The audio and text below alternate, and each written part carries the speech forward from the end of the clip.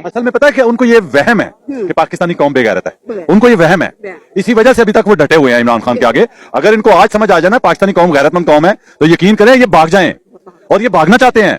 मैं चैलेंज करता हूं कि पाकिस्तान में खाना जंगी करवाना चाहते हैं, खाना जंगी करवा के भागना चाहते हैं, और भाग के फिर 2 साल बाद फिर बेवकूफ बनाने आ जाएंगे। अपने जो गुलाम है, ज़हनी गुलाम, उनको बना सकते हैं बेवकूफ, तो उनको बनाने आ जाएंगे जी वो हालात खराब थे, हम भाग गए, हम चले गए, क्या करते हम। और बेसिकली ये खुद चाह रहे हैं, ये जो सब कुछ हो रहा है ना कि पिछले चंद दिनों से 10-12 दिनों से, ये खाना जंगी की तरफ मुल्क को ले जाने के लिए हो रहा है, करना चाहते हैं ये। जाने कौन आ रहे हैं, ये वर्दियों वाले आना चाह रहे हैं, जैसे ये 70 सालों में आ रहे थे ना बहाने से। अगर तुमने ही मुल्क चलाना है तो सियासतदानों को खत्म कर दो, ये साफ कह दो, बिन जमहूरियत खत्म।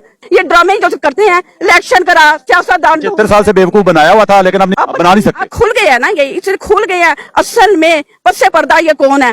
अपने अरशद शरीफ जो उनसे शहीद थे, वो क्या कहते थे? वो कहते हैं पस्से पर्दा कौन है, पस्से पर्दा कौन है? हमें पता वो नामालूम अफराद कौन है। जिस दिन आ गया ना दुश्मन का इंडिया आ गया, सबसे पहले वो इनकी अस्करियां जो सी है ना उन पे बैठेगा, इनके बेडरूम में बैठेगा और इनको कहेगा चलो गेट आउट, हमारी जाके जाओ झाड़ुए दो, और हम जो से तुम्हारी ये कोठियों के हम मालिक हैं। इन्हें तो होश ही नहीं आ रही, इन्हें तो पता ही नहीं चला कि हम कर क्या रहे हैं। इनके बुरे समझ लो, इनके बुरे दिन शुरू हो गए हैं।